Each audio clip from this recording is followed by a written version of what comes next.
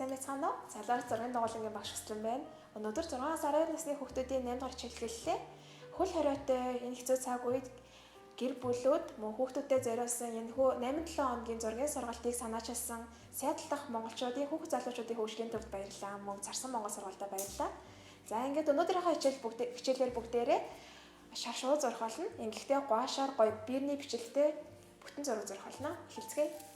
Бүгдээрээ хар зургийн хандаагаар гаргахтаа ингээд эхлээд төвөө олоод ингэснийхаа дараагаар шар шууныхаа толгойг нь ингээд 100 хэлбэртэй дүрсэлчих хэрэгтэй. Ингэснээрээ одоо тэгшингийг нь олоод шар шууныхаа хушуу мөн нүдийг нь тэгшинтэй адилхан хэмжээтэй гаргах гэдэг амар их болно. Хар зураг бүгдээрээ өнөөдөр маш ерөнхий гаргаад ихэнхийг нь биенийхээ бичлэлээр зургаална. Ер нь амтан зурхад шууд зурсан ч гэлээ хөлийнх нь хэлбэрийг сайн гаргах. Хөл болон хушууных нь хэлбэрийг сайн гаргах хэрэгтэй байдаг. За иймэрхүү хэмжээний гаргаад бүгдээрээ гуашаараа буцаж эхэлцгээе.